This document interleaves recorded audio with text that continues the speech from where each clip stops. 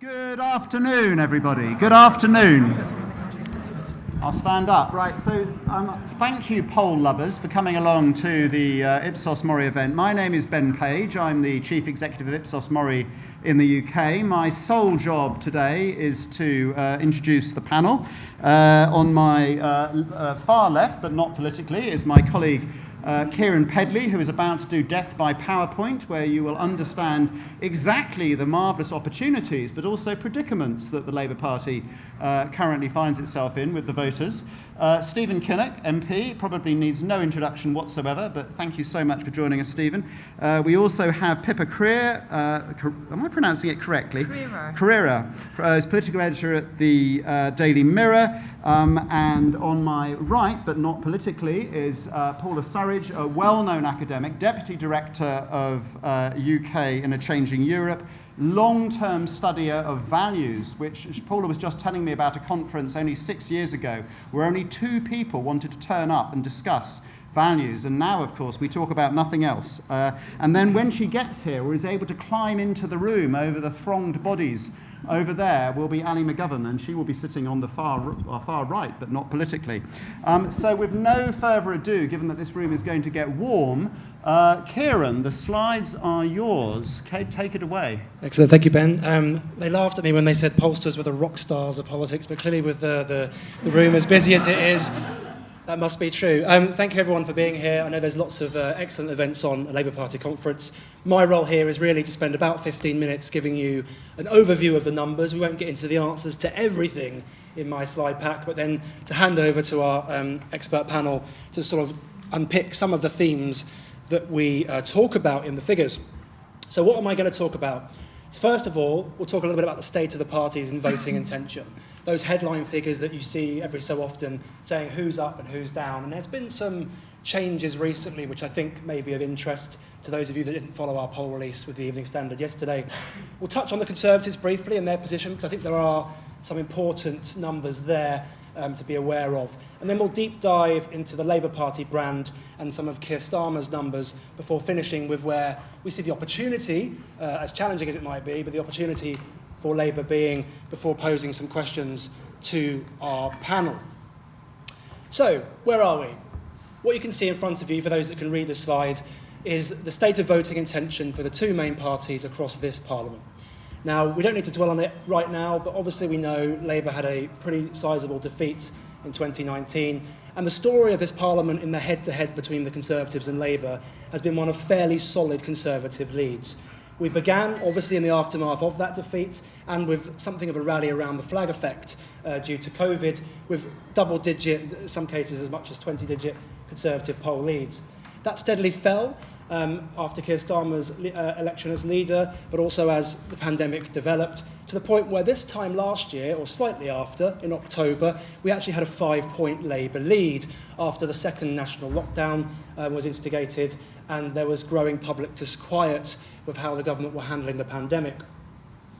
But then more recently this year, we've had obviously the great success of the vaccination programme rollout, and we'll come to some numbers on that in a minute, which led to the Conservatives regaining that lead and enjoying pretty solid leads ever since, until now. And our most recent numbers released yesterday show that actually the Conservatives right now have a narrow poll lead of 3 points over Labour. Now, one thing that people like me will always bore people by saying is that it's only one poll. We need to look at the trend, and we need to look at several other polls before we get too excited about maybe the next election being more competitive than some people may have thought. But still, this does show there is an opportunity there potentially in the future for Labour. In fact, a swing of this sort, of around 5 points, is exactly the kind Labour would need to make the next election competitive. Not in terms of a Labour majority, but at least denying the Conservatives the ability to form a government. But to do that, Labour has to grapple with some pretty significant brand challenges. So to take the corporate speak out of that, there's a recurring question we ask, which is to what extent do you agree or disagree that Labour is ready to form the next government? And at the moment we find 1 in 4, 25%, agree that it is, and half say that it is not. And we've asked this over time so you get that historical context. And I think since Labour have been in opposition post-2010, that number tends to oscillate between 1 in 4, 1 in 3.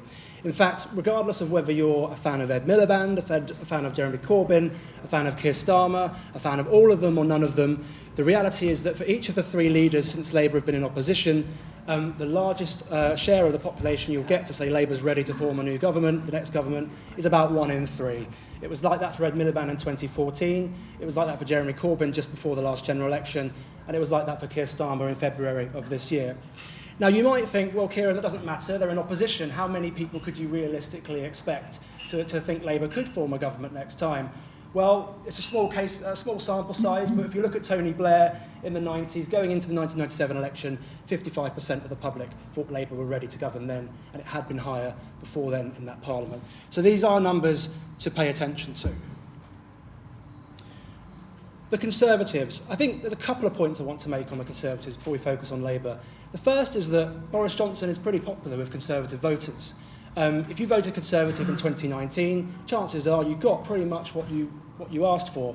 76% of Conservative voters tell us they're satisfied with the job Boris Johnson's doing as Prime Minister. 1 in 5 say they're dissatisfied. We've got similar numbers for Keir Starmer later amongst Labour voters. I think you'll be unsurprised to know they're not quite the same. So there is a positive groundswell of opinion among Conservatives towards Johnson. And if you look at satisfaction with the public as a whole with the Johnson government, whilst in absolute terms it isn't particularly great, so we've got 35% of the public satisfied with how the government's running the country and 51% dissatisfied, so that's a net score of -16. When we compare those numbers to other governments in our Ipsos MORI political monitor, which goes back 40 plus years, at the same time, so 2 and a bit years in, you can see that actually Johnson's government's net rating of -16 is second only to Tony Blair's in 1999. Now, in many ways, Johnson's government scores are the second least worst, rather than particularly impressive. But still, I think it gives you some context as to what the public think about Johnson's government compared to past governments. Now, there's a health warning here. The trajectories of each government don't follow the same universal path. Just because Johnson's government is here 2 years in, doesn't mean it will be there 4 years in. And a good example of that is Thatcher's government in 1981, 70% dissatisfied with how the government was running the country then. It wasn't like that a year later after the Falklands War, where her ratings surged and the popularity of Thatcher surged at that time.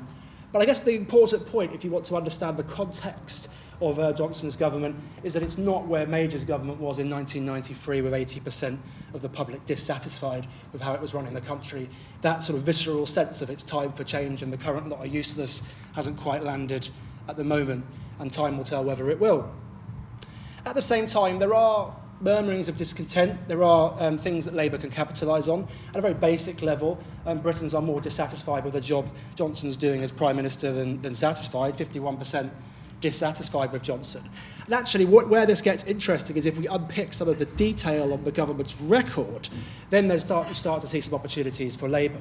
So we've asked people last month, since Johnson's government was re-elected in 2019, do you think the government's done a good or bad job at a host of a range of issues?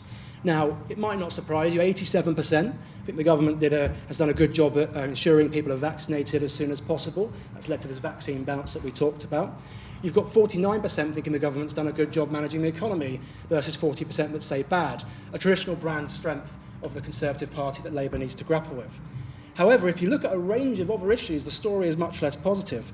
67% say that the government's done 65% say the government's done a bad job at improving the NHS.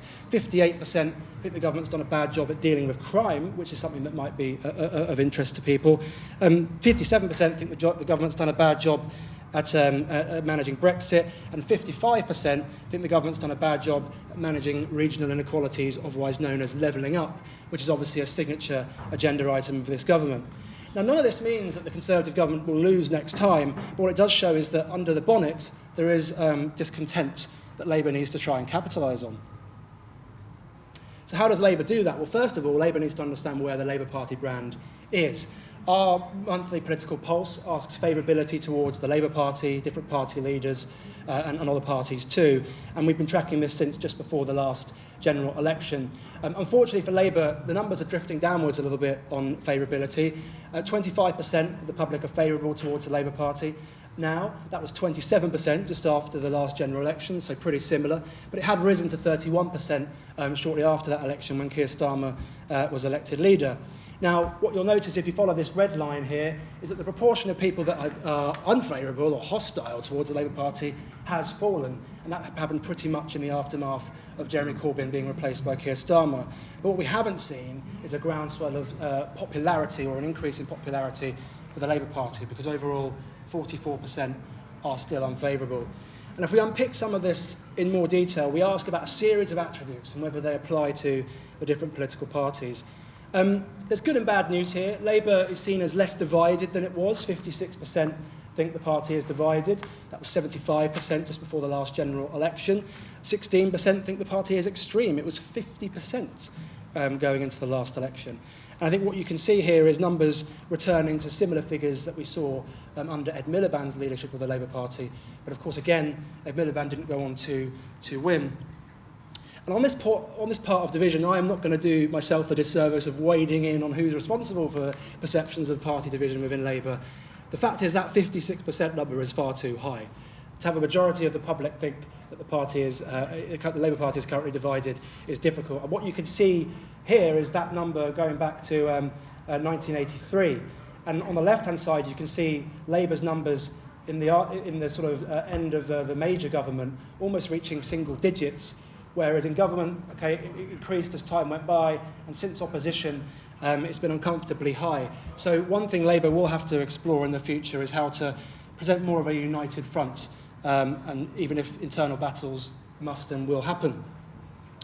Doubts about Labour's fitness to government remain. I've talked about this already, but we can see 27% think the party is fit to govern, and 20%, 1 in 5, think the party has a good team of leaders that would work well in government. And another couple of stats here. In terms of being concerned about the people in real need, that's a traditional brand strength of the Labour Party, as you'd expect. When we ask people verbatim comments about what they think of Labour, compassion and caring tend to be the things that come out. Standing up for the disadvantaged, that's still a brand strength. But looking after people like me, only 1 in 3 people think the Labour Party looks after people like them. And so clearly one of the challenges for Labour in the future is going to be to pursue an agenda and to present an agenda at the next election that people think is relevant to them. But all the while, Labour has been pulled in several different directions. We've rolled up our political monitor data for the last year just to get a sense of where the core support might be and the core critics for the Labour Party.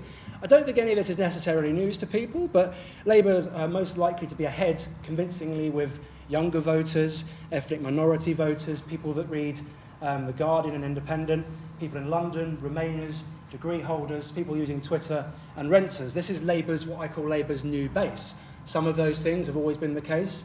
Some of those things have been exacerbated. But that is the core support of the Labour Party right now. And obviously the challenge is going to be to retain that support, whilst obviously expanding that base more in order to win an election. And you can see some of the expected audiences will be where the deficit is strongest, such as Leave voters or people in the South, as some examples. So before we talk about the opportunities for Labour, I just wanted to touch briefly on some of Keir Starmer's numbers. They've been on something of a journey, I think it's fair to say. We track leader satisfaction with all of the Prime Ministers and the leaders of the opposition going back to, as I mentioned, the late 70s. Keir Starmer's first opposition leader satisfaction rating in June of 2020 was the joint best we've ever seen for a leader of the opposition. 51% were satisfied with the job he was doing and 20% dissatisfied. Gives us a net of plus 31. That plus 31 has only ever been matched once by Tony Blair in December 1994. So it gives you an idea of it wasn't just a sort of honeymoon period. These were very, very good numbers. Unfortunately for Keir Starmer and Labour at the moment, those numbers haven't lasted in the way that they did with Tony Blair in the 1990s. Exactly. So right now, 50% of the British public are dissatisfied with the job Keir Starmer's doing, and 25% are satisfied. And Labour voters themselves, remember I talked about Conservative voters with Boris Johnson earlier, Labour voters themselves are divided on this question too. 40% of Labour voters satisfied with Starmer, 43% dissatisfied. And the upshot, what this means in historical context, if we look at other leaders of the opposition about 18 months in, is you can see Keir Starmer highlighted down here with a net score of minus 25. He's roughly in that ballpark of where other opposition leaders have been that have gone on to lose elections. So people like Ed Miliband, William Hague, even to a lesser extent Michael Foot. Now, Jeremy Corbyn's personal poll ratings ended up at times as the worst we've ever recorded, but at the same time, that doesn't really mean anything for what the next election means for Keir Starmer and Labour. So clearly that's got to change. Although, again, as I mentioned earlier with Boris Johnson's government's ratings, these do change. There isn't an inevitable path, there isn't an inevitable trajectory. David Cameron had similar problems at one point in his leadership, if you remember. But in the end, the financial crisis presented an opportunity to reset himself, and in the end, he made it to Downing Street. So nothing is set in stone. And right now, when we ask the public whether to choose between Keir Starmer and Boris Johnson as the most capable Prime Minister, 38% choose Johnson and 38% choose Starmer. Now, before we get too excited by those figures, that is primarily because Boris Johnson's figures have fallen rather than Keir Starmer's share has risen. So last time, 47% chose Johnson, that's down to 38. So what you're seeing is people move to neither, don't know, as opposed to necessarily surging towards Starmer. But it does at least show something of an opportunity there if Labour can capitalise. So briefly on that opportunity, the last couple of minutes from me before I hand over to the panel. The first thing to say is, we look at our issues, Ipsos MORI Issues Index, which tracks monthly, what are the most important issues facing the country, what might it be that sets the agenda in the near future. No prizes for guessing that the coronavirus pandemic has been top of that list for some time, but that is steadily declining. Other issues like climate change, like the economy, like NHS, are gathering in importance. Now, I haven't got a crystal ball. I hope to God that is going to continue because the coronavirus pandemic will be behind us. We don't know, of course. We might be back in a couple of months' time with it surging if cases do go up. But the point is that a couple of years from now, the political agenda may be very different to what it's been in the last 2 years. So the challenge, of course, is to own that agenda. Winter is coming. I mean, I talked about coronavirus going down on the agenda at the moment. Of course, we don't know what's going to happen with that in the next couple of months. And regardless, NHS waiting lists and sort of winter issues in the NHS are still going to be an issue. We all know about the fuel crisis going on at the moment, and there are lots of economic signs that cost of living may be an issue in the next not too distant future and the medium term. So again, there are issues, there are challenges for Boris Johnson's government. And not all of the underlying numbers are good. When we ask if the current government deserves to be re-elected, 1 in 3 say it does, but 46%, almost half, say it doesn't. They disagree. I think it doesn't deserve to be re-elected. Now, again, that doesn't mean Labour will capitalise. But the point is there is this discontent out there. It's on Labour to make the most of that. In terms of the favourability numbers I mentioned earlier, with a 25% favourable towards the Labour Party, the equivalent figure for the Conservatives is only 28%. And similar numbers are unfavourable towards both, 44% for Labour, 43% for the Conservatives. And so in many ways, we may be moving towards an era of a plague on both your houses, which can have quite unpredictable consequences for the near term. And the final data slide for me is one actually from the 2019 election, when we talk about this issue of setting the agenda. We asked the public, which of the Conservatives or Labour would you trust to have the best policies on a range of issues? And I think the point to remember is that it's not the case that every single issue the Conservatives own. If we look at things like poverty and inequality, benefits, healthcare, housing, caring for older and vulnerable people, the Labour Party is traditionally seen as stronger than the Conservatives in these areas. If it can make these issues more salient to the public, more important, make them the defining issues of the public debate to come, maybe Labour can help improve its polling position further too. That being said, there are also, of course, as I mentioned earlier, weaknesses to navigate. So two I want to call out in specific terms here. Right at the bottom, in terms of the best policies on defence, Labour are 33 points behind the Conservatives going into the last election. And on the economy, the deficit was 24 points. And we know that on economic trust, that is a traditional area where Labour typically struggles. So it really is a question, I think, at the moment of there being discontent with the current government. The numbers aren't as bad as they were under Major and other governments that have gone on to lose, so it's not bad enough that there's a groundswell of there must be change. There are opportunities for Labour, but there are also kind of challenges with the brand.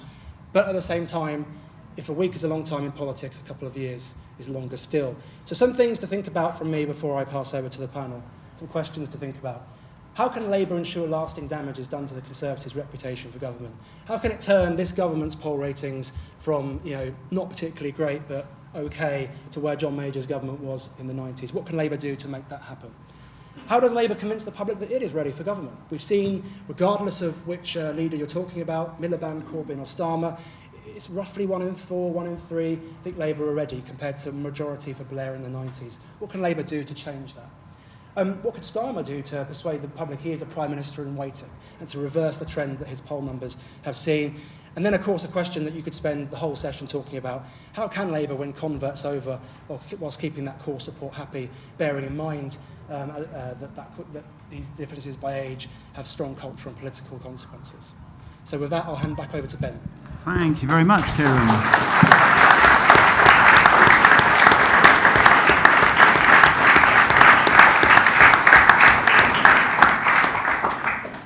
So there's some challenges. I must admit the numbers do look pretty challenging, but let's see what the panel thinks. So Stephen, do you want to go? I'll go left to right. So Stephen, go first. How do you react to this? Well, thank you very, very much, Ipsos MORI and Ben and Kieran, for an absolutely fascinating presentation. I thought, Ben, what I might do is say a little bit about a group that I've been part of forming within the Labour Party called Renaissance, Labour Renaissance, Okay. Because we've done quite a bit of research ourselves, and I think it maybe builds on what Kieran is saying in terms of building from the analytical framework through to what Labour might actually do to address some of these challenges that you've rightly pointed to. I think it's worth starting by reminding ourselves of the scale of the mountain that we have to climb. We need an eye-watering 124 seats that we have to win in order to form a government without relying on any other party. It's worth noting that 60% of those seats are in the North, the Midlands and Wales, and 104 of them are in small towns, not in cities or university towns. So what Renaissance was about was forming a group that would continue to make the case for saying if Labour is to have any chance of getting back into government, it has to connect with the voters in those places, in those communities, so many of which we lost on that dreadful night in December 2019. So we had conversations with about 60 former voters, people who stopped voting Labour sometime between 2010 and 2019, although mostly in 2017 and 19. But had all said they'd be up for voting Labour again potentially if we were to make some very significant changes. About half voted Leave, majority not graduates of university, half between 35 and 50, and the rest older. 4 groups, the North and the Midlands, 3 in the South, and 1 in North Wales. The red thread going through all of these groups was some of the following sort of characteristics. People I would describe as deeply patriotic. People very proud of our country, proud to be British, want the best for the country.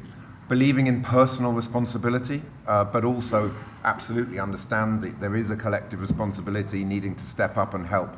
Believe in contribution, and this whole theme of actually putting back into society, very important indeed.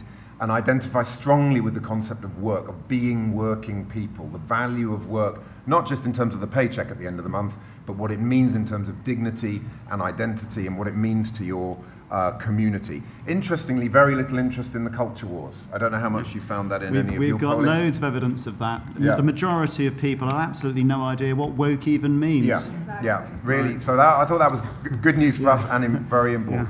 But on the downside, the level of distrust and disconnect with politics and the view of politicians. I mean, I've been an MP since 2015 and I've heard plenty of negative feedback, but it was grim.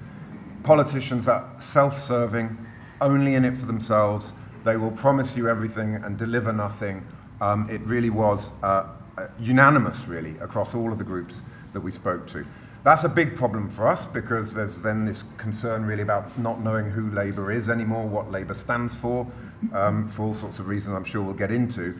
Whereas the Tories were also seen in a very negative light by people in terms of the overall perception of politics, but there was a view that at least they'd delivered things. They delivered Brexit, they delivered the furlough scheme, they delivered the vaccine programme and a kind of this long-term sort of reputation for economic competence. So when you put all of that together, it is a very, very challenging picture. What we did in the group was test a number of stories about the future of the country, we were finding that just talking about detailed policy wasn't really landing, because it wasn't actually making that emotional connection with people. When you're up against the wall of cynicism that we're up against, you need a very big hammer to break it down. You're not going to do that by throwing dozens of small policies at the wall. You need a small number of compelling stories about the future of the country in order to get a hearing from people, because we've first of all got to get a hearing before we can talk about policy. So we tested 6 or 7 different narratives, but the ones that really broke through were the following. The first is about work and good jobs. There is a view that the Tories will let the market rip.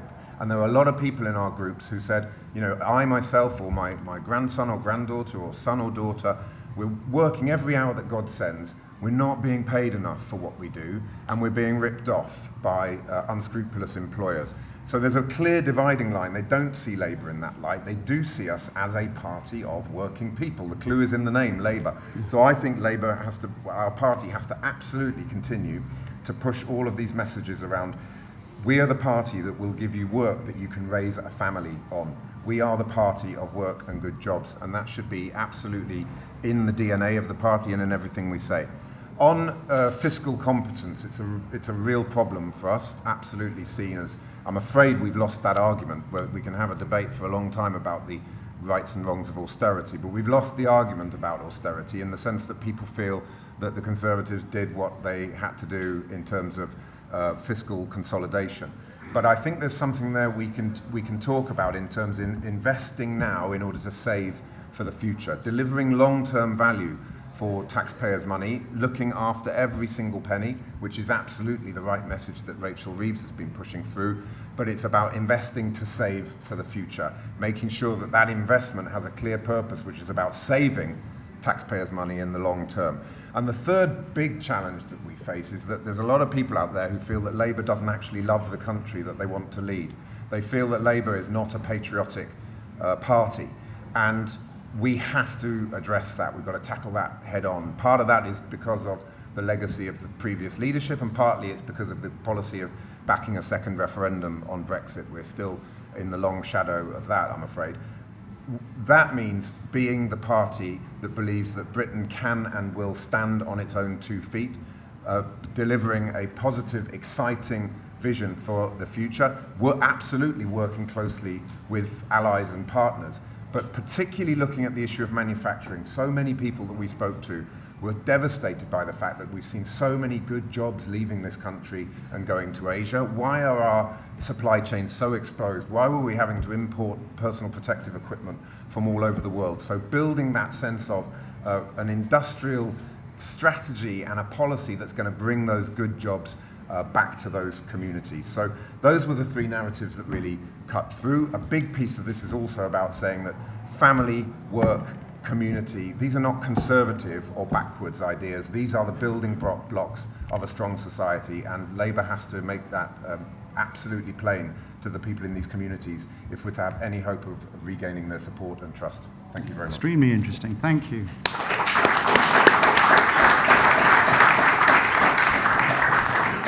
Right, there are some people who are only slightly more popular than politicians, and they are journalists. So Pippa is a political editor at the Daily Mirror. Pippa.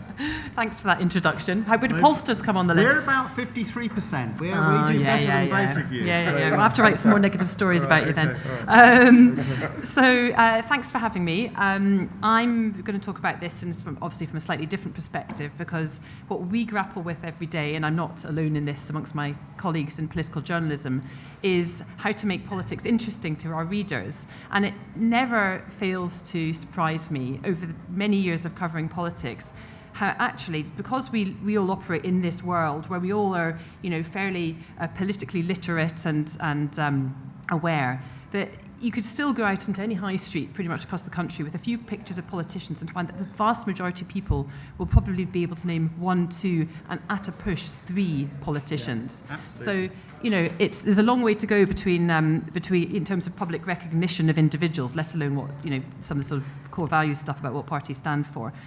So I've sort of divided this into a couple of areas. One, looking at institutional, if you like, politics, Westminster politics, and sort of the public relationship with that aspect, and then at what I would describe, I suppose, as retail politics. And I think the former, there is very little interest generally across the public in the sort of internal wranglings of Westminster life and party infighting and so on.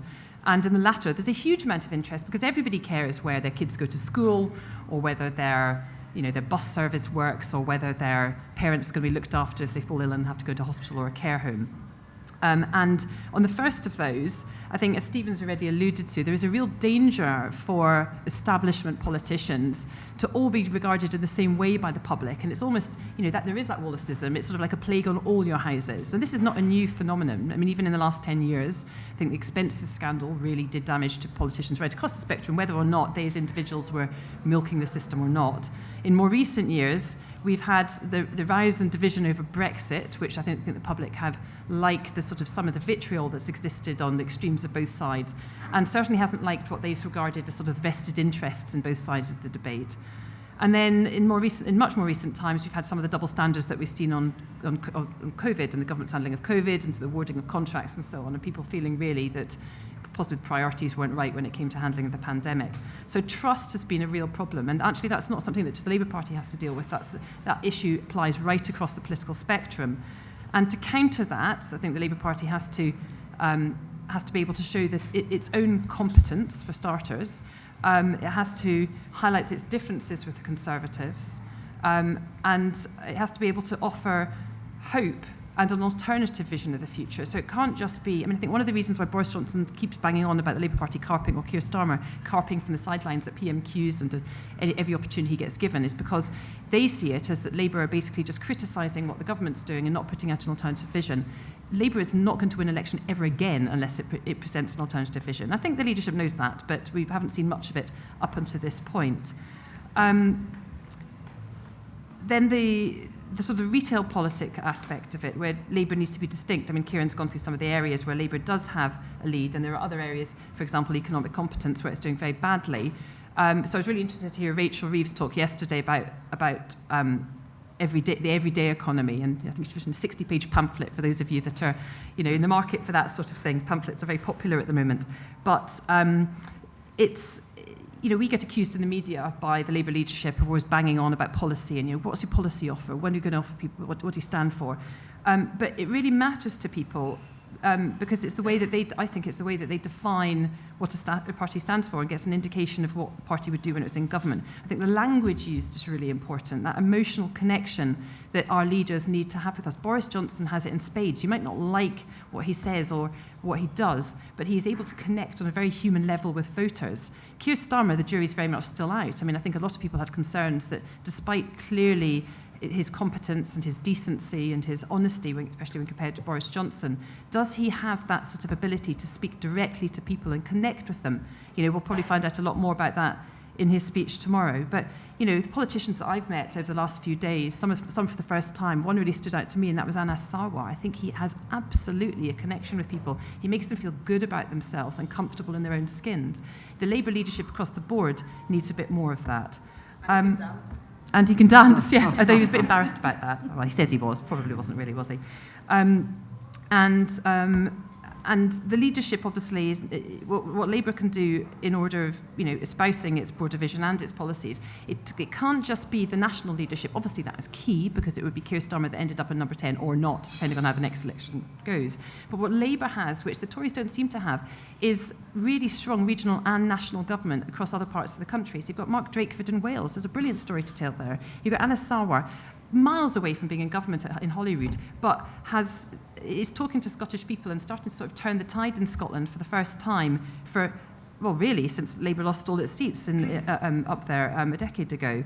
And of course you've got the city mayors, some of whom we've heard more of this from this week than others, but nevertheless are big voices who can talk to local and regional issues in their areas, whether that's Sadiq in London or Andy and Dan and Tracy. Lots of them, obviously, and Steve in various other parts of the country, and bright hopes as well. You've got Dan Norris in the west of England. Labour took places, the Cambridge mayoralty. Labour took places in the last round of local elections. A story that kind of got lost because of obviously the row over the reshuffle. But there is hope. There is hope in it sort of taking a much more sort of regional approach as well. In terms of Labour and the future and what it has to do, I mean, inevitably, any government that gets into power only gets there because it has been able to create a coalition of support. And that means that Labour has to hang on to the voters that Kieran talked about, the sort of educated middle classes who, potentially Remainers, who sort of like flock to it and continue to do so, but also needs to be able to hang on not just to the sort of who we regard as like the traditional core voters in parts of the North and the Midlands and so on, but has to win Tory voters. And, you're never going to get back into power again unless you can speak to Conservative voters and convince them that actually you're going to do a better job. And I know that feels very uncomfortable for a lot of people in the Labour Party, but if you can't convince them of your argument, do you really deserve to be in power, frankly? I think that's why some of the comments I'm not going to get into a debate about Angie Rayner and what she may or may not have said about the Tory cabinet, but the way that the spin that Conservatives put on with that within minutes was that is how the Labour Party views Conservative voters, that they're scum. And I think that's really damaging for the party. Yeah. And there has to be a better discipline there in avoiding that sort of language.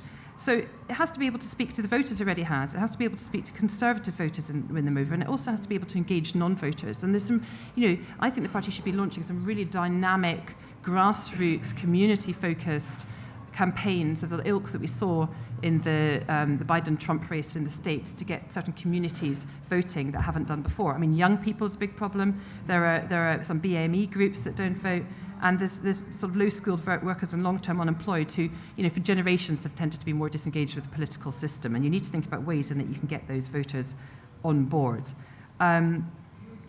Labour obviously has particular issues of its own. I mean, we talked about the leadership, but I speak to a lot of people involved in Labour Party focus groups, and I'm sure that Ali and Stephen would be able to tell you more about it. But a lot of people don't know, referring to my initial point, don't know who Keir is. Who's the leader of the Labour Party? Oh God, who's that guy? And don't know his name, even when presented with it. They certainly don't know what he stands for.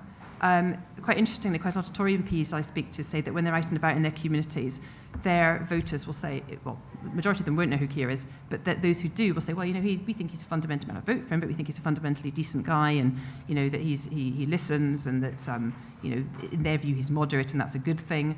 That's a good starting point, but it's nowhere far enough. He needs to obviously explain what he stands for. And explain a bit more about who he is. And my understanding is that we're going to get a bit of that in his speech tomorrow, quite a lot of the personal stuff, but also sort of setting out his direction of travel and his vision. Labour, so far this conference, has been inward-looking, focusing on rule changes and other matters. Now, they would argue that is absolutely essential, that he's not going to be able to turn his gaze to the issues facing the country until sort of internal issues were resolved, and he wanted to do them now rather than next year, potentially the last conference you have before an election, if the election is early.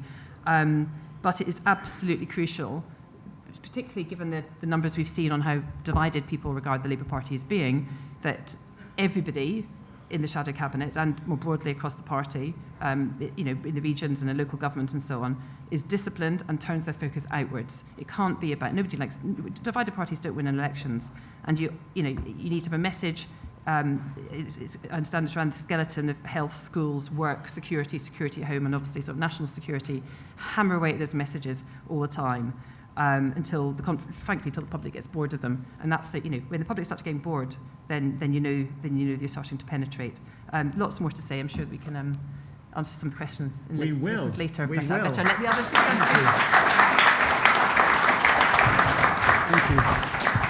Let's go quickly to Paula, from who's Deputy Director of the UK and a Changing Europe. Paula. Thank you. Am I actually close enough You're to the mic? I think you're live and loud. Excellent. So I want to talk about the polling a little bit more first of all, and then think about some of the issues facing Labour, very much from the point of view of the electorate rather than the point of view of what the party itself should be doing.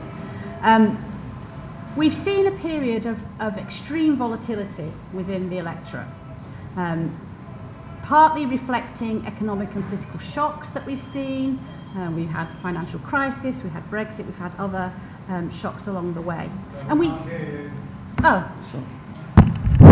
Okay, it is working. Okay, I'll sit up and see if that helps. So we've been through this period of volatility, and we've also had an awful lot of electoral events in the last 5 or 6 years. And we used to think that voting for a party at repeated elections solidified identities behind parties. But we also can see the reverse process happening. What we've seen in that period is lots and lots of vote switching, people changing parties between different types of elections, between different elections. And that has further weakened people's attachments to parties. So people do not have those strong attachments to parties that they used to have. And that makes all parties' jobs a bit more difficult because you haven't got any group that you can just bank and that you can count on. Now, talking about electoral shocks, I don't think we've been in a period of normal politics since Keir Starmer became leader. In some senses, we've been in one long electoral shock for the last 18 months. And I don't think we know how we're going to come out of that. I mean, I don't know what things are going to look like when we come out of that. I think to some extent, Starmer is still very much an unknown in the public. So we see these polling figures, and we're still seeing 25% don't know on satisfaction ratings. For a significant chunk of voters, there is still that chance to make the first impression because the pandemic might be 18 months into a leadership, but actually for some people, it's seeing for the first time. But there is also the party image that needs to be reckoned with. And we've seen from Kieran's slides that there are significant weaknesses in party image. And I would say this is due to what I would think of as dual accelerants of Brexit and previous party leadership. So there was already weaknesses in the Labour Party image before both of those things. And both of those things made the voters who were seeing those weaknesses think, well, I was right all along. This is what this party is about. So it was an accelerant of that process.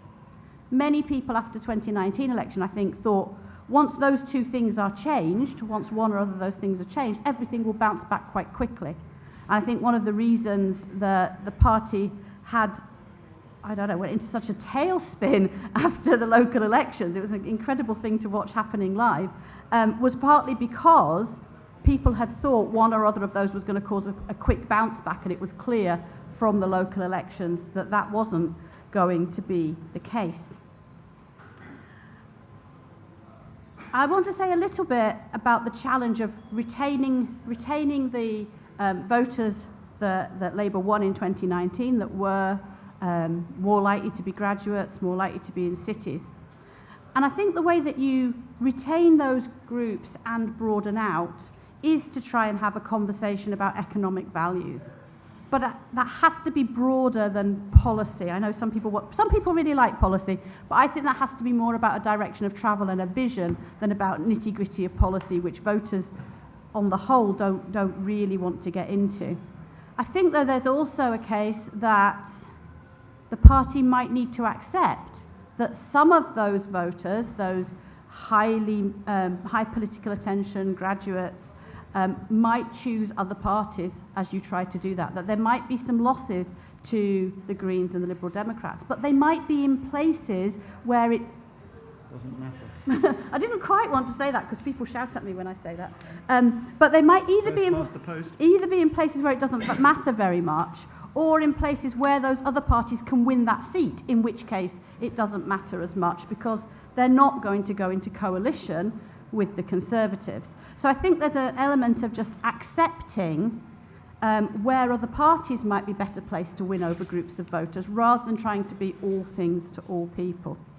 In the polling that Kieran's just shown, though, there's a couple of things that I think would be worrying me if I was charged with making up a vision and trying to put the Labour Party back on track at the moment. I saw it. It wasn't this polling. It was some other. It was another polling organisation who showed Starmer being seen as not in touch with ordinary people. Kieran's stuff just showed the same kind of thing about looks after people like me. And if you can't be ahead on those, then I think there's a real problem with what does Labour stand for. And that's what would be worrying me. And I don't think you fix that with detailed policy. I think you fix that with better media exposure that is talking about issues people care about. And if we look at the media clips over the last 3 or 4 days of conference, most of them are not talking about issues that matter to swing voters. So you've got to be making those arguments when you get the media time, and that's been difficult during a pandemic.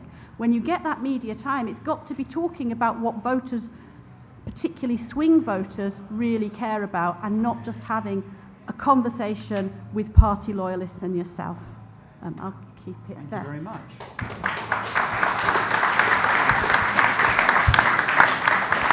And last, but certainly not least, Ali McGovern, Shadow Minister, is going to give us her vision of this. Okay, thank you. I'm just going to mess about with the microphone for a second. Here, try this one. Oh, there's a handheld. Oh my God, my colleagues are here. Can everybody hear me now? Yeah, okay.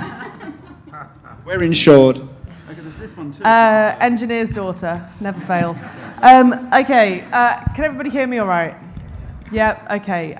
There's been a lot of talking so I'm going to try and make this as snappy as I possibly can.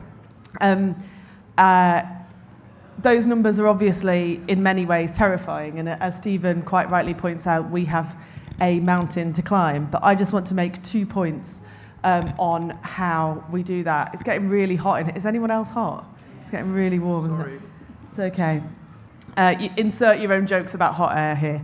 Anyway, so the first point that I want to make is that you listen to some of the numbers, and particularly there's been a lot of analysis about Labour's challenge around for some time. And there's this narrative that Labour needs to go socially conservative to win voters. Blue Labour, remember them? Whatever happened to them? Anyway. So I want to speak to you particularly from the point of view of being from small town Northern England. I'm from a place that you will have never heard of called Bromborough in the Wirral.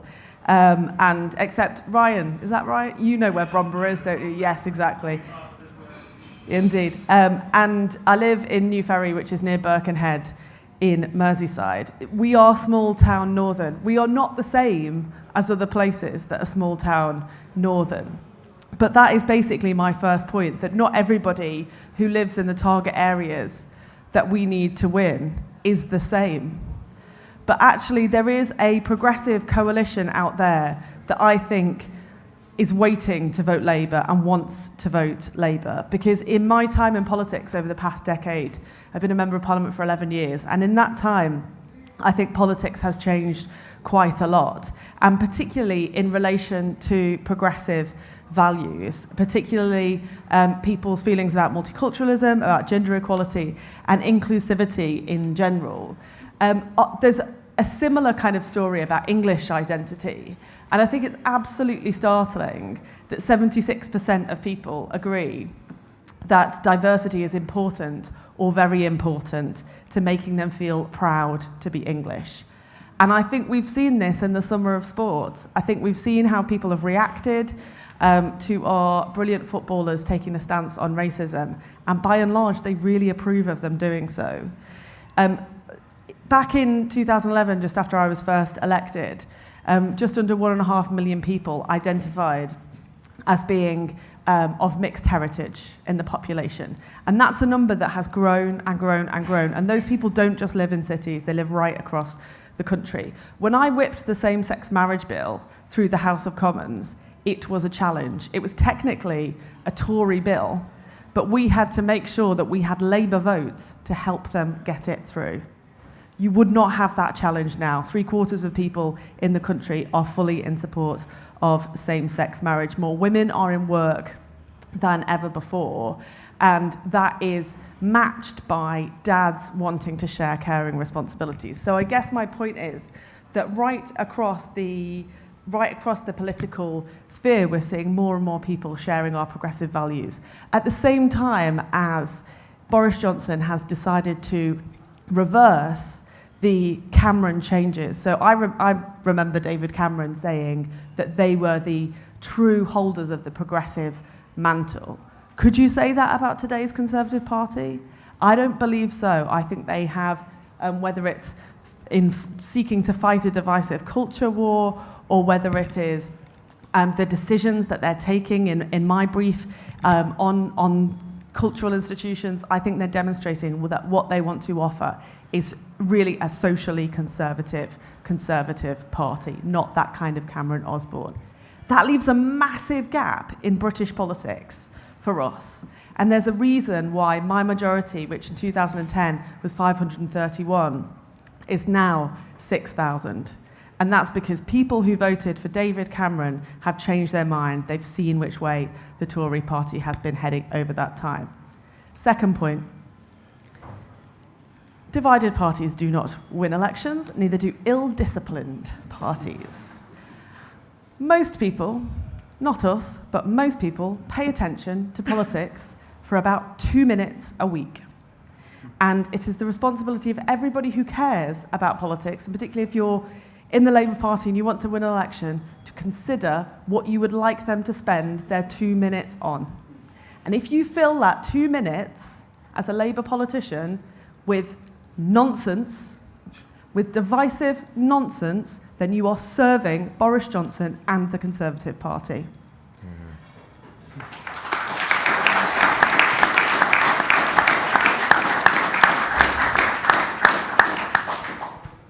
People want a job to go to, money in their pocket, a school for their kids, a hospital when they get sick, a park for their children to play in, and the chance of a decent life. If we're talking about anything other than that, then we can forget it. So let's get on with it. End of rant. Thank you very much. Right, well, there's plenty of food for thought from our esteemed panel that you've just had, and we now have a bit of time, I think, for some questions. We have a roving mic. We have somebody to take the roving mic around. We'll do this lady here, and then we'll get to you. I promise. We'll do them in groups of 3. So off we go. 3 questions. First question. Short and no speeches, short and sweet. Thank you. Hi, my name's Gaynor Austin. I'm CLP chair in Aldershot and local councillor. I was interested in what you were saying about branding and how that's important for that. We've got a strong identity and a strong brand. And one of the things that has been a bit controversial at this conference is the nice blending of the blue and the red on the podium and in the banners that have been put up. And your point is? My point is, do we think that provides us with a strong branding? Because I know it's given a clear message to a lot of members who haven't been happy with it, but is it giving a clear message to voters, or is it just going to be more confusing that they don't carry on, they don't know what we're about? Thank you. Okay, somebody back there. You're all silhouetted, so I'll let Adam find, right, go. Thank you very much. I'll stand up because I can't see you. Hello. My name is Marina Ahmad. I am a London Assembly member for Lambeth and Southwark. And for those of you who know about London politics, I'm really proud to say that I am hated by one Mr. Sean Bailey. So I bear by clapping over there by Ali. Thank you. Sean Bailey, it's really about what you were saying, Stephen, and what disturbs me is about losing the argument about being safe with the economy. And so Sean Bailey recently, when I tried to pass a motion through our plenary at the Assembly, picked up this whole issue around, well, let's be aware of what happened in 2010 and who wrecked the economy. That is not going to go away. That's there on the doorstep all the time, and it's what's thrown at us. It worries me when you say that we've lost it, because what then is the narrative? How do we come back and say, actually, we are the party of business, we are the party where the economy will be safe? And I really think it's important that we address that and not just sort of like hide away from it. Thank you. Okay, so I mean, it's very interesting how the Conservatives managed to persuade the British public that austerity was necessary and that there was no money left. And they actually also managed down expectations of public services, which was, so they were very effective with that message. We can argue about whether it was right or wrong. Right, one last question at the back. Phil White, 99% organisation. Question probably for Ipsos MORI. Is there any polling evidence on Progressive Alliance and support or lack of support for that? Okay. Right, probably a short answer on that one, but let's go. Panel. So we've got logos and branding. We've got, do we try and address history about what had actually happened after 2008 and spending all the money. And we've got the Progressive Alliance. Who wishes to go first? Okay, Stephen, I go. can have a go. Yeah. I honestly can't comment very well on the colours, as I'm actually colourblind myself. You can probably tell that from the. But I do know I have blue ties, and I do occasionally wear a blue tie, so I don't have too much of a problem with that. I actually think there's a case to be made for branding the Labour Party as the party of work and good jobs. I think there's a case to be made for actually giving us that strapline. So every time you see the Labour rose, underneath it you say the party of work and good jobs, because I'm afraid that there is a perception out there that we're the party of welfare, not the party of work. Now, we're the party of having an active state that gives people a hand up when they fall on hard times, when they need that support. But the clue is in the word. We are the Labour Party. And I think that the strong brand identity you're talking about, I think it can be delivered by a small number of words which make it absolutely clear to the people that we are the party of work and good jobs, jobs that you can raise a family on. On losing the argument on the austerity issue, I think we need to win that argument. We at the very least need to neutralise it. Successful political parties win when they neutralise their weaknesses and they maximise their strengths. We have to recognise what our weaknesses are, and in order to neutralise this particular weakness, I don't think you do that by complaining about austerity anymore. I think we don't win that argument by going back and relitigating and fighting all the old arguments about what was the right thing to do or not in 2010. We have to make it a conversation about value for taxpayers' money. What is cutting through now is the vast amounts of waste that we're seeing. You know, one of the strongest lines in Rachel Reeves's speech was where she said, I'm going to put you all on notice. No more cronyism, no more waste, no more just abusing taxpayers' money. The Labour Party will treat every penny of taxpayers' money as our own. It is our responsibility to make sure that money is spent wisely.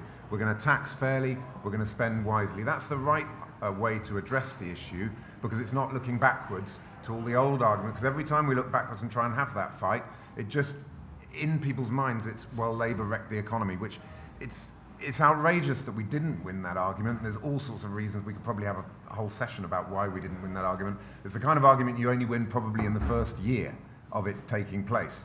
And that's the window of opportunity you have. So let's not look backwards on fiscal competence. Let's look forwards. Let's make it about value for taxpayers' money and carry on attacking the Tories on waste, but also pointing out where we're going to tax fairly and raise the money that's required to deliver value for taxpayers' money. And part of that is also about showing that if you want to make savings in the long term, you need to invest now. Early intervention is much cheaper in the long term for the taxpayer than having to solve a problem 15, 20 years down the line.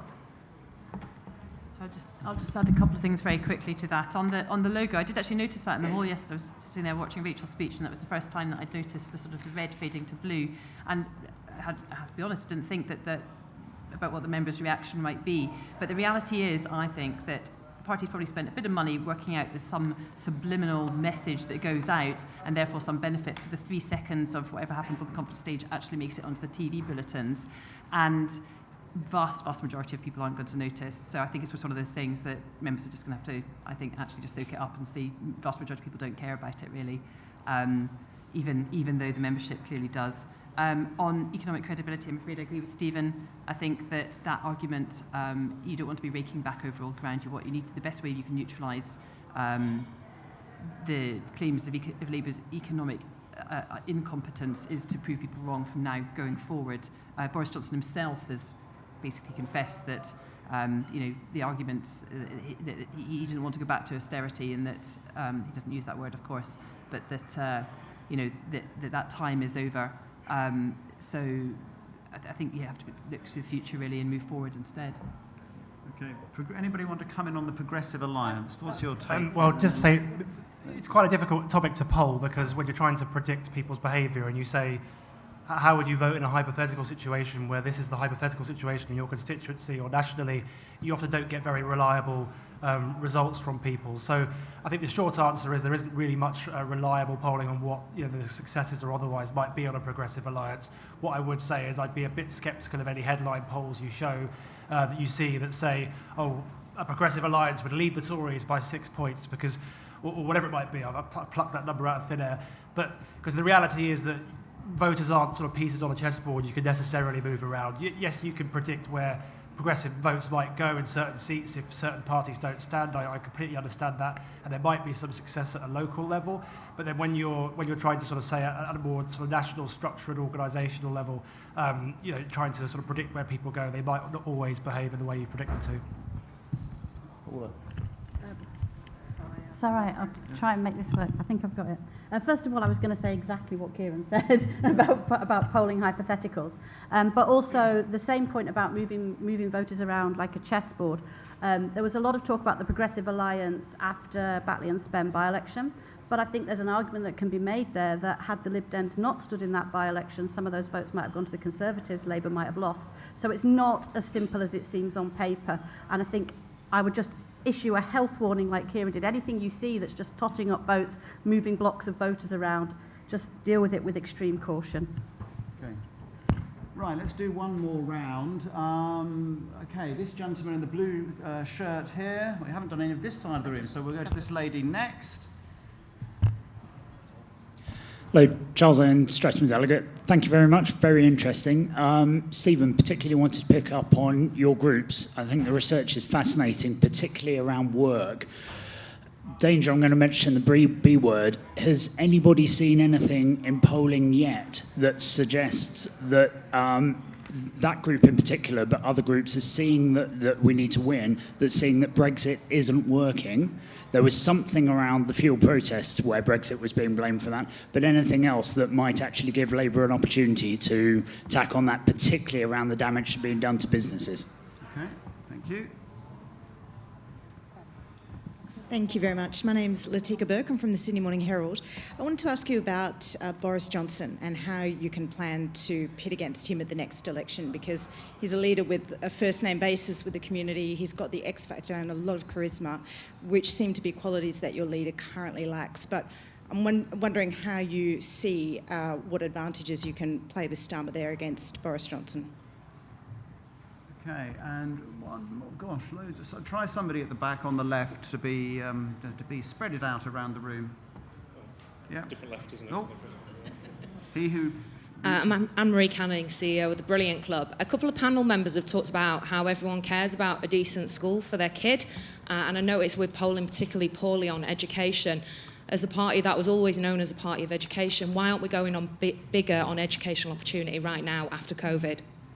Okay, and it's true that the public is, one of the things the public is most pessimistic about is the chances of the kids' education has been affected over the last 18 months ever recovering.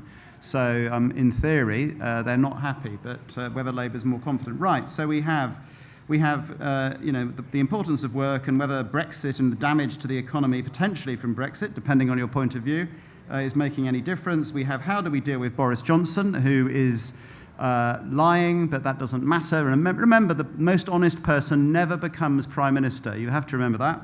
And then we have education. Who wants to go? I think Ali's got to go fairly soon, so I'm going to let Ali say something this round. Ali. Thank you. I just want to say something about work, because under Ed Miliband we had Party of Work as one of our slogans. And I think what I found, particularly, I come from a place that is dominated by manufacturing. And in the reality of those traditional engineering-based workplaces, automation is the big issue.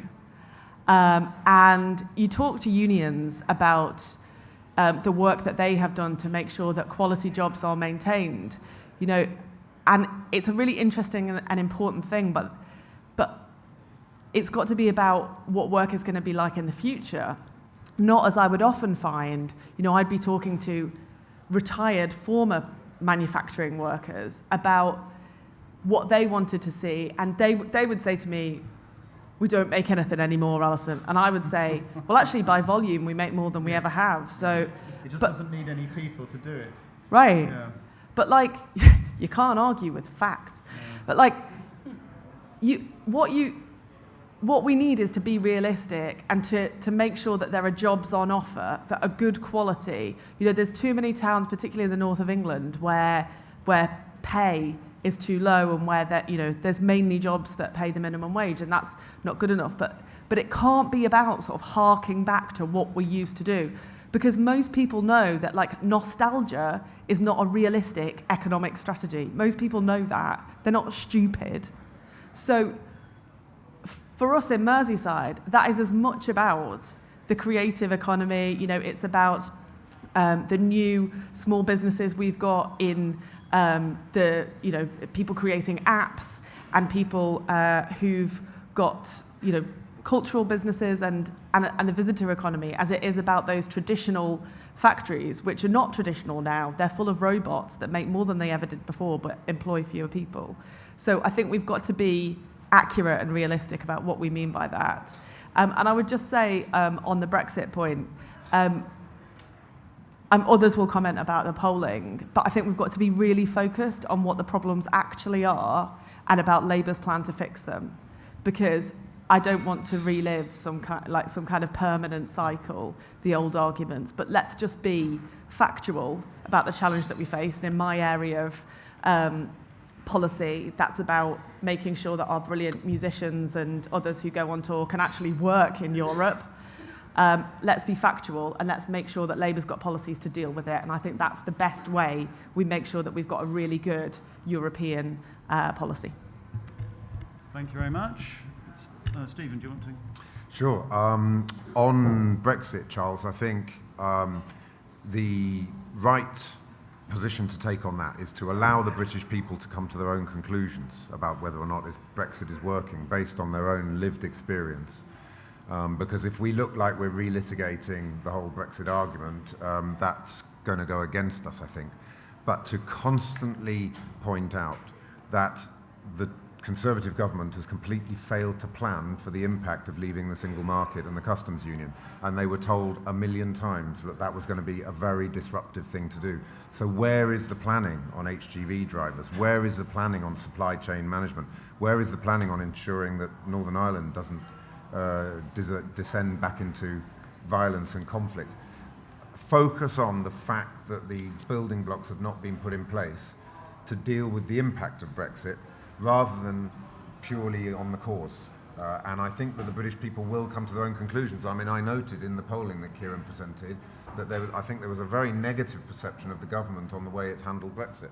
So that's already happening. I'll be very interested to see how that breaks down between Leave voters and Remain voters. I'm sure there's more Remain voters in that bag, but there must be a significant and increasing number of Leave voters. And the point will come, perhaps, where we can actually be very specific about the causes of all of this, and that might be an opportunity to also say, look, a Labour government is not saying we will return the UK to the single market and the customs union, but there are massive holes in the trade and cooperation agreement that need to be filled. We will go and get a better deal to ensure that we don't have this massive disruption in our economy, which is very bad for the communities that we're talking about today. So that would be, my sense would be, we need to wait and see. A lot of that is about timing, I think. On dealing with Boris Johnson, I go back to that piece about the wall of cynicism that we face in British politics, which I'm sure applies just as much as it does here as it does in Australia, but about politicians in general. Boris Johnson's ace card was that he said, I'm as cynical as you. I think they're all self-serving and self-interested. I'm an anti-establishment guy, and I'm going to be your guy inside the establishment, giving them all a kicking and having messy hair and showing that I'm not an identikit politician, I'm not like the others. It's an extremely difficult thing to go through because to deal with, because you're dealing with somebody whose main pitch is to say, I'm not serious. And that's the first time ever we've had an explicitly unserious person as Prime Minister of this country. Keir Starmer is very clearly a very serious guy, exudes decency and integrity. I think the answer to your question is there is no real way to deal with Boris Johnson's shtick because it's a one-off. But what we do need to do is make it clear to the British people what we actually stand for, and telling a small number of very compelling stories about the future of the country and repeating them ad nauseum. As Pippa so rightly said, the biggest problem Labour has had over a very long time is we jump from one thing to another. We have this slogan and then that slogan. Stick to the script. be disciplined, and finally I think people will start to see that there is a credible alternative to Boris. On education, I think that goes back very much to what Ali was saying about work and good jobs. It's got to be about focusing on the future, reskilling people, the green agenda. I thought Ed Miliband's announcement of a £3 billion for green steel was a perfect example about creating jobs out of our proud manufacturing sector, but focused on the future, based on a new decarbonised future. We can't do that unless we have a strong education sector, strong skills for those jobs of the future, learning to deal with the impact of artificial intelligence and the green industrial revolution. So I think we've got to connect the education argument back to the work argument, actually, and back to the skills argument. I'll just, I think Ali and Stephen have covered lots of ground on sort of work and Brexit, so I'll concentrate on the other two if that's okay. On Boris Johnson, I, as a journalist, have covered pretty much every election that he's stood in. At one point I worked for the Evening Standard when he was London Mayor, so lucky me, got to spend quite a lot of time with him. But what I did see was how various campaigns, whether it was London Mayor or as an MP, and then generally the general election campaign in 2019, and of course Brexit as well, how different oppositions attempted to bring him down, to challenge him. And there was lots of different approaches, and none of them, I think, worked. When he was standing for London Mayor, Ken Livingstone's campaign was centred around him being lying, racist, cheating, homophobic, all the things that, all the past comments that Boris Johnson's come up with. And problem is for the public, problem is for Labour at that point, that's all priced in with Boris Johnson. Yep. We all know that about him, and yet people still vote for him. And then in the 2019 election, Labour took the approach that he was a right-wing Trumpian populist that had divided the country with Brexit and was going to privatise the NHS. Well, people voted for him anyway. So I think from all my years of sort of Boris watching, if you like, I think you need to do two things. One is have faith that the public will come to their own conclusions about whether lying, cheating, homophobia, Trumpian populism matters or not. And I do think that there will come a moment where people actually think, don't like this very much anymore. I enjoyed the shtick and the fun and the humour, and now I've had enough. But more importantly, is not focusing on the personality, because Stephen's right, he is a unique politician, and for many people he has lots of positive attributes, personality-wise, but just to focus on what his key weaknesses are. And that is, I think, about delivery. He went into this last election saying, I'm the guy that delivered Brexit, whatever that has ended up being, and I'm going to deliver levelling up. I'm going to improve your communities.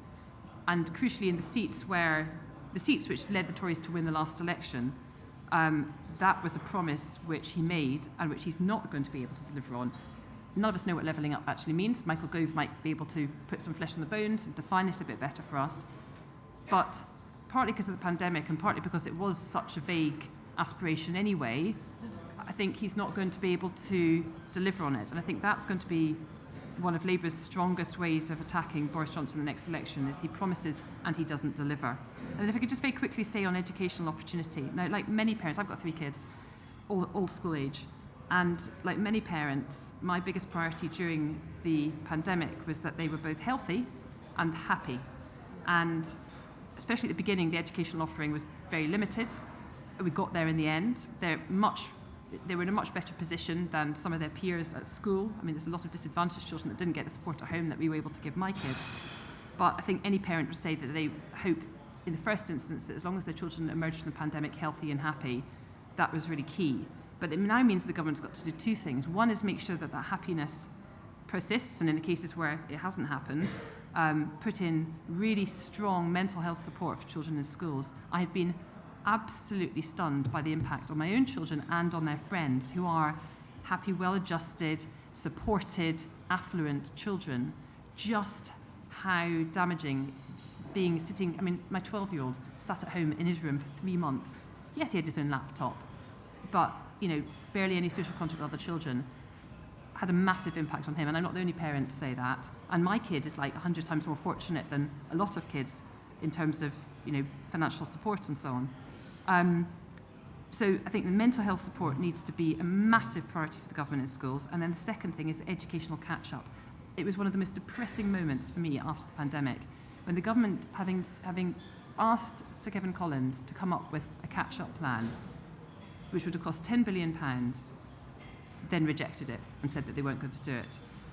And I think it's a massive mistake. And I think going forward out of the pandemic, when we're kind of like viewing all, so remember the pandemic days, the lockdown, the one thing which is going to abide for generations is the impact that it's had on kids in education. And that will inevitably affect the disadvantaged kids more. The gap widened during the pandemic, and it is frankly shameful that the government hasn't stepped up and done more about that. And I think it's on all of you to put pressure on them to as this, because this isn't going to go away as an issue. Okay. Right. Ali. Just very briefly, I just realised I didn't answer the education thing, which is like a really, really important question. But two things very briefly. On Boris Johnson, great question. I think the most important thing is that no one lets him live rent-free in our heads, because we can't change what Boris Johnson's like, and we certainly can't change the adoration, ridiculously, that he's treated with by whole sections of, a kind of credulous media, present company accepted, Pippa. But what we can change is what we care about and what we tell people that we care about, and that's why the education point really matters. John Ashworth today has spoken of the biggest health and wellbeing plan for our kids ever, and that is what we need for all the reasons that Pippa mentions.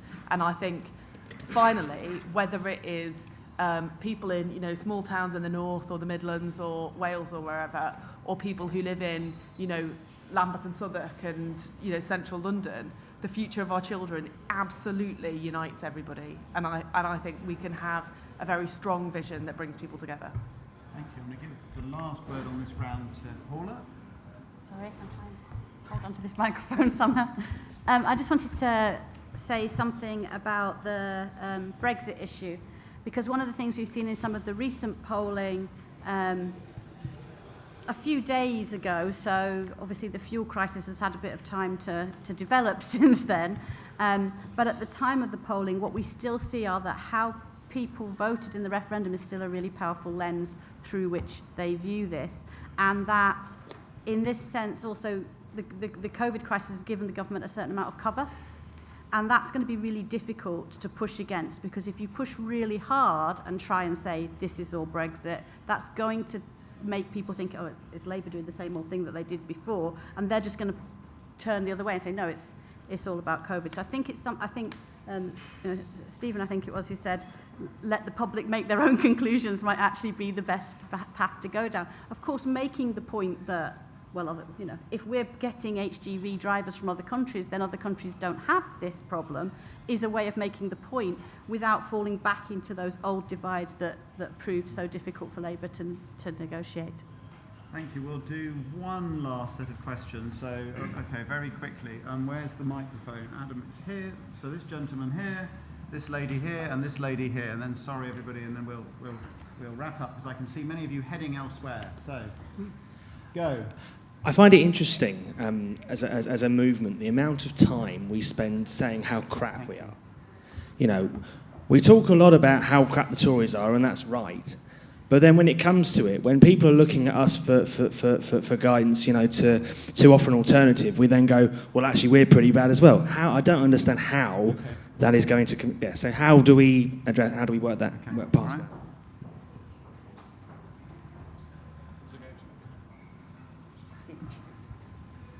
Thank you. It's Laura Thompson from Lewisham Deptford CLP. From a point of view of activism and taking the message that you give us out to voters, it's a big CLP, Labour majority. Our main opposition are the Greens. And so I'm really heartened by everything you said, especially Stephen, about the work you're doing, and I think you're completely on the right lines with what we're hearing on the doorsteps. What we are interested in is how we can assist our colleagues out in the regions, and we need a common message to take out, because we'll be getting out on dialogue. And what the example I want to give where somebody's been really successful is in the last round of local and mayoral elections, where they saw the Hoochen effect up in the northeast, and what he did there was say how they were going to give jobs and transition to the green economy, and he got something like 76% of the vote. It was nuts. And it was because they didn't just say what they were going to do, they said how they were going to do it. Haven't actually done it yet, but they're going to use the holes left by North Sea oil and put carbon into them. So, we need to know how, and then we can go out and get the message out. One last question. Who wants to go? Okay, go on. Hi, sorry I've lost my voice from being out late last night. Susie Stride from East London. I ran in Harlow as the parliamentary candidate in 2015. So I just want to say 100% agree with everything that's been said.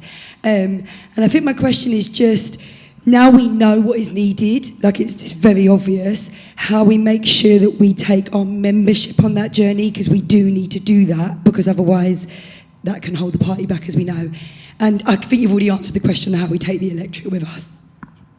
Right, my panel is depleting by the minute. So how can we be positive about our challenges? But can I just say, as the Chief Executive of Ipsos MORI, the electoral hill that you have to climb in statistical terms is completely unparalleled, and nobody has ever become Prime Minister with your leader's current ratings. Cameron did do it once, but he managed to get the Prime Minister to change in between. Otherwise, it's never ever happened. So I don't think we're not being negative. We're just being. Some people might say we're being realistic. Right? Who wants to go first on these questions? I'm afraid I'm going to leave it to these two because unfortunately I have a meeting at 3. Thank you. I have to be out. Okay. Thank you. Thank you so much, Pippa. Right. Okay, Paula and then Stephen. Oh gosh, I don't know that I've got very much to say on this particular set of issues because it talks very much to the internal, the internal Labour Party dynamic, and it's not what I tend to study. It's also not something that I've thought about, but it is something that needs fixing because there is this gulf between the Labour membership, the Labour voters, and that gulf's not. You think that gulf's big, then you've got the voters that Labour needs to win, and so there has to be some way of taking the membership along, changing the. What's the word? I'm going to go for the word vibe, I think, because I can't think of another one to quite capture it at the moment. But changing that atmosphere around the party, because at the moment it is just undoing the good. I see it regularly. You see a message come out from the leader's office, and you think that's great. I think that's really good messaging. And then there's a whole bunch of stuff going, no, we don't like that, we don't like that, we don't like that, and then it disappears. And somehow that cycle needs to get broken so that the good messages can get out. By 1997, as far as I can remember, people like Dennis Skinner just shut up because they were so fed up with losing. And we just haven't got there yet because, of course, some people still tell people on live TV that they won in 2017. Right. I've seen it. I've got the recordings. I'm not picking on you. I'm just being funny. Stephen, go on. You've got the last word. Yeah. You have to be honest about your failings if you're going to learn from them and improve. So there has to be a very honest conversation, so we're not in denial about the scale of the task that confronts us. But I think you're absolutely right that we have to very, very rapidly turn this into a positive story about the future of the country. And I've set out some ideas about how we tell that positive story. I think there's many other different ways that you could skin this particular cat, but the key point is that we've got to do it. We have to do it now. The clock is really ticking. Everybody's saying we need to be election ready. We've got to show that we're profoundly proud of our country. We think that our country has achieved amazing things and can achieve so much more. And we've got to show that we are, every waking minute of every day, we have ambition for our communities and that we want to build on what our communities have in terms of their traditions, in terms of their identity, and in terms of how we can bring the country back together, because there is still division. So I think that there has to be a sense of that we're speaking from our hearts. Labour never wins. Progressive arguments never win if you only appeal to the head.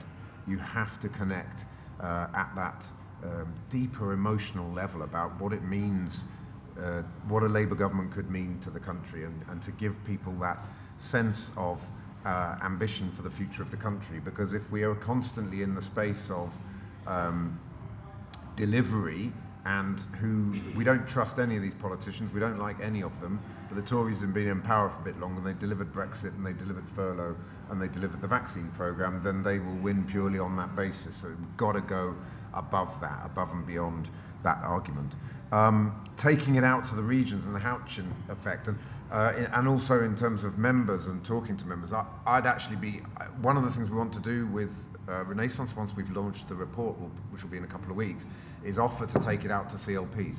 I'd be really very delighted to come to any CLP in the country, either by Zoom or in person, and to actually talk about the conversations that we had.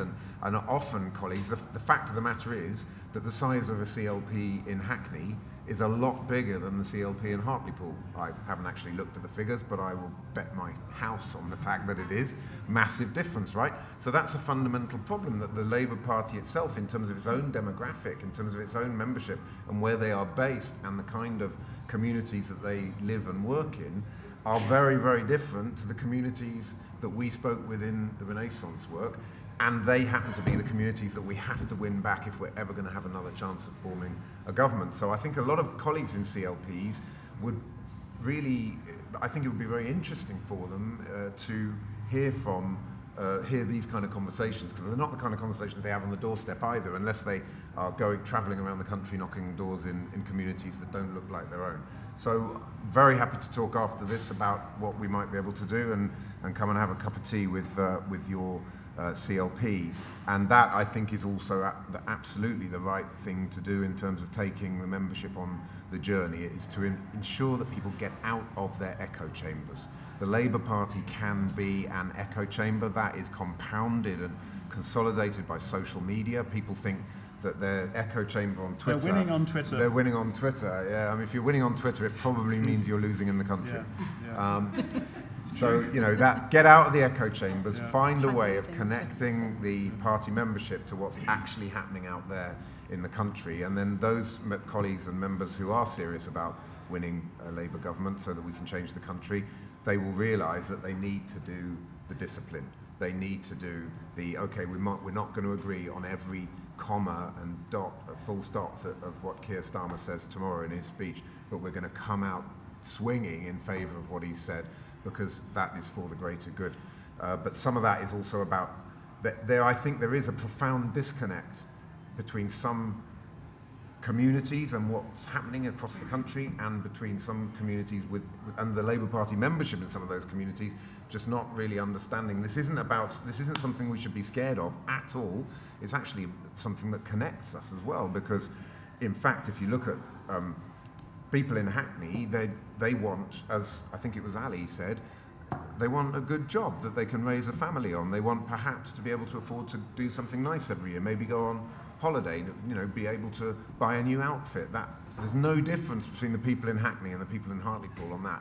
Some of the differences are around perceptions of what's happened to the Labour Party over the last few years, particularly around backing a second referendum, and particularly around the previous leadership. That's the piece that colleagues in the Labour Party across the country have to understand, and once we understand it, we can start to rebuild those bridges between the party and the rest of the country. Thank you very much. We're going to stop. Could I just say thank you to Kieran and Adam, my colleagues. Thank you to Stephen and Paula and everybody else who's spoken. And we will see you next year at Ipsos MORI, Beyond the Bubble, and maybe the numbers will have changed. Thank you. Thanks very much for doing it.